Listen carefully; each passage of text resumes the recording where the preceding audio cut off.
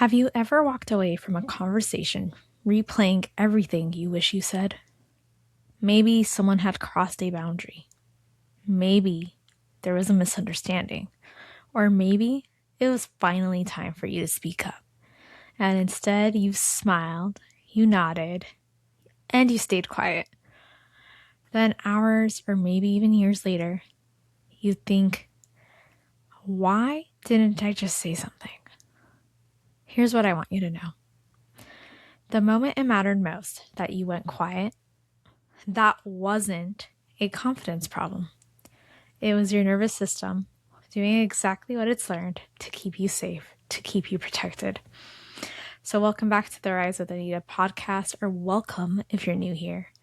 If you're new here, this is a space where ambition meets embodiment, where soul meets strategy, because you cannot do one without the other, and where we don't just talk about transformation, we learn how to actually live it.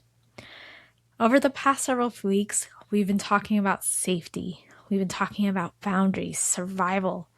And today I want to talk about something incredibly personal. Our voice. Your voice. Because I don't believe most of us lose our voices overnight. I think we tend to learn it very early on that it comes with the consequences. But before we dive into this episode, I like to arrive together. So if you're able to do so and you're not driving, please gently place your feet on the ground.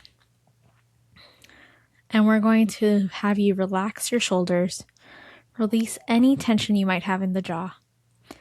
And together, we're going to inhale through the nose for 4, hold for 4, and release through the mouth for 6. One more deep inhale through the nose for 4. Hold for 4. And release through the mouth for 6. And I want you to sit with this question. When was the first time it didn't feel safe for me to speak my truth? And I just want you to notice whatever comes up, first gut reaction. And from that place, let's begin. So I've shared bits of my story before, and it's been a while since I've shared this. But when I was 4 years old, I found out my father had another family. Now, at 4, you don't really have the understanding and the complexity of adult relationships. You don't understand the nuance that goes on between marriage, divorce, choices, potential betrayals. You just simply don't have that type of capacity. You simply just understand one thing.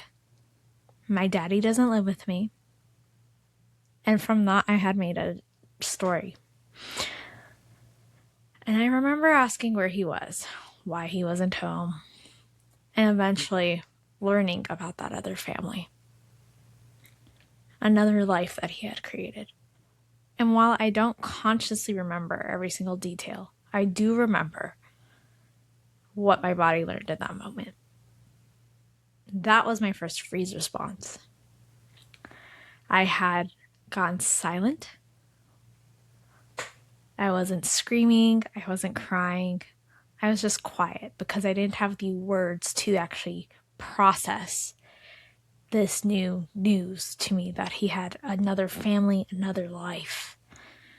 And I remember what my body learned at that moment. It had learned that something painful had happened. It learned that the questions I wanted to ask wouldn't change anything. It wasn't going to bring my daddy back to me. And it learned in that moment a fear of speaking up. Because I didn't have the words. So I didn't know how to even communicate it. And so, without realizing it, I became quieter. I feel like a lot of times, a lot of people mistake this essence I have. They see a very warm, bubbly side to me. On the other hand, you can also, depending on the day you catch me, find me as someone who's quiet, reserved, a little bit shy is the description I used to be told.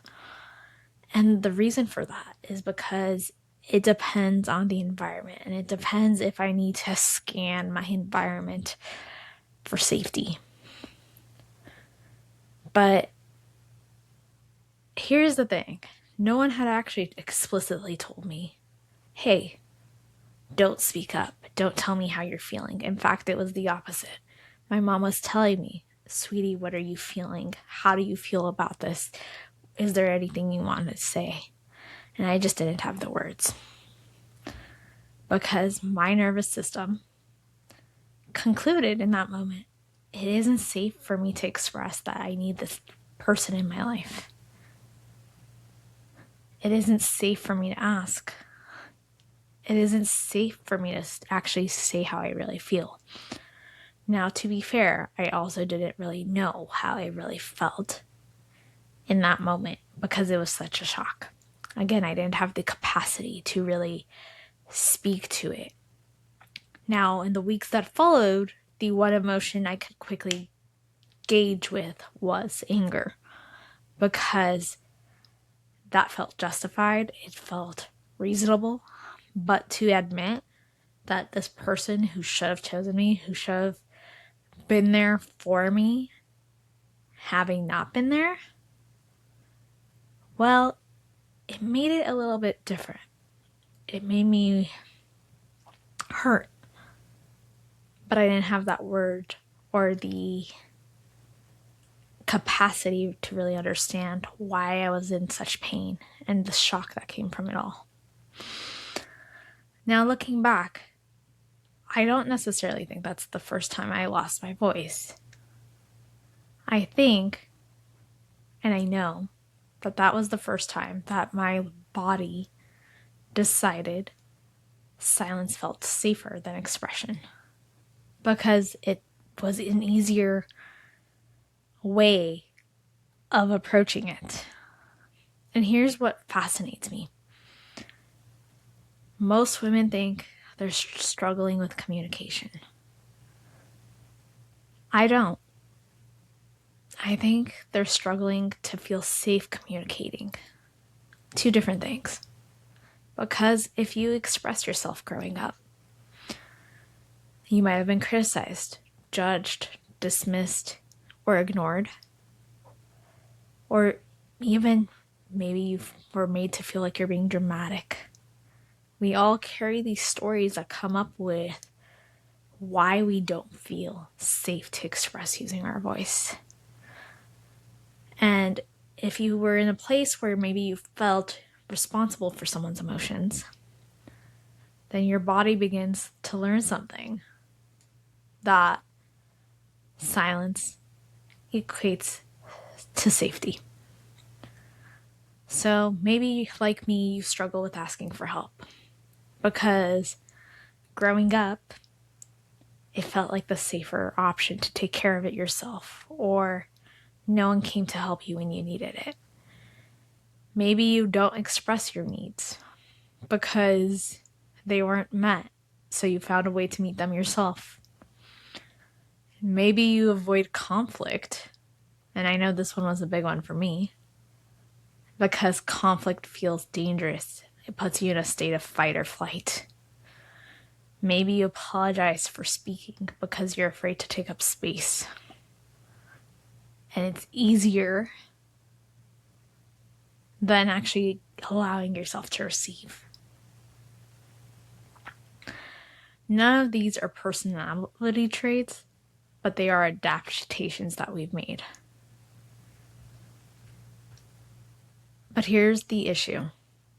The strategies that protected us as children, or even young adults, or even in our early relationships as adults, often become the things that are limiting us as adults. Because now, staying quiet in meetings, or not negotiating your salary, not telling your partner what you actually need, not actually launching your business or posting the video, you no longer say, that hurt me.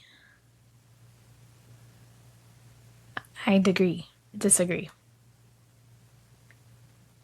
Your body is still believing that your silence is equaling belonging. Even when your adult life is asking you, use your voice. And it's interesting when I think about this, because oftentimes women come to me and they're like, I want to have a better, fuller life. And oftentimes the chokehold on a lot of what we need comes from expressing our needs using our voice.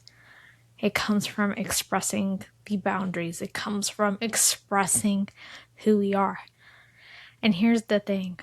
When it comes to using your voice, if you don't feel confident in it, or if you feel like it's safer to hide out, then you're going to avoid it. But on the contrary, the other side of what we want to achieve, the things that you're praying for, whether that's in business, a career, in a relationship, they require you to speak up, to own your value, to own your worth. And that sometimes means not being the person who's making others comfortable. And in order for us to do that, we need to recognize our voice has power. So here's something I want you to remember. Your voice isn't just about using words coming out of your mouth. Your voice is to actually set the boundaries, to speak up, to ask for help, receiving a compliment, and then saying thank you rather than going, thank you, here's what I like about you. Sometimes all it takes is just a simple allowance of yourself to receive that. I had a mentor who told me once, how do you expect to ever have $1 million if you can't even receive a simple compliment without returning it? And I remember thinking, you might be onto something there, because I was uncomfortable with receiving. And it's a skill that I'm still actively working on, as I've mentioned in the podcast.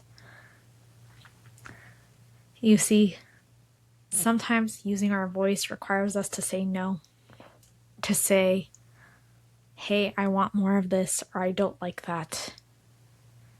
Sometimes it requires us to share our stories openly, even if it scares us. Sometimes it requires us to actually take the actions that are in alignment for us. So that might look like posting the video, writing the book, having a difficult conversation. Your voice is in every moment you choose authenticity over self-protection. And here's the thing about it. The walls that build us up, that make us feel like we're safe, are actually the walls that end up harming us in the long run.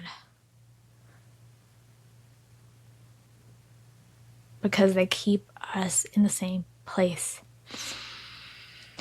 So this week, I don't want you to necessarily speak louder. That's not what this is about. I want you to start to focus on speaking up sooner. Notice the moments where you want to swallow your truth. Notice when something comes up in your day-to-day life that's asking you to communicate, hey, I didn't like that. And instead of swallowing it or venting to someone else about it, I want you to take the action to actually speak up for yourself, as scary as that might sound. You see, if you start to pay attention to the moments that are actually asking us, hey, speak up, you get opportunities on a daily, weekly basis that stack. And instead of judging yourself, I want you to ask yourself, when I am wanting to protect myself by not speaking up, what is my nervous system trying to protect myself from? Because that awareness is going to create a choice. And the choice is going to actually give you the opportunity to act. And the reason I want you to really focus on these opportunities this week is I guarantee you it'll come up. I know for me, I've had relationships come up where you think, oh, I can't speak up to this person because they might be your boss, they might be your husband, whatever the relationship is. And that's scary. But you know what I realized in actually starting to speak up myself? When I've spoken up, a lot of times, if you're able to do it in a way where you're not name calling, you're being authentic, hey, this is what's coming up for me in my experience right now, you're able to actually transform the relationship. Because it takes two for us to feel safe in that relationship. And we have to create our own safety. So if you take nothing else from today's episode, let it be this. The moments where it's mattered the most and you went quiet, it was never a confidence problem. It was survival. It was how you were thinking you could protect yourself and stay safe. Stay safe. But the woman you're becoming doesn't need to earn her voice. She needs to use it. She doesn't need permission to use it. Unless it's permission from herself. You don't need everyone to agree with you. You need to be honest. And you need to remember, you've had a voice long before the world had taught you to silence it. So maybe today, your healing isn't about finding your voice. It's about remembering that it never actually left. You've just misplaced it. It's been waiting for you.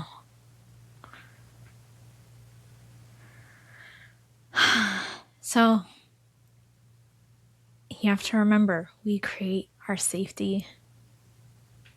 And in creating that safety, it creates the ability for it to feel safe enough to come home to you.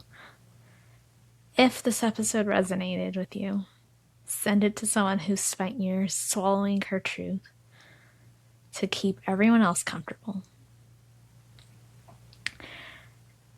And if you would like to, shoot me a message on Instagram, tag me if you want to share this on your story. I always love hearing how this message resonates for you.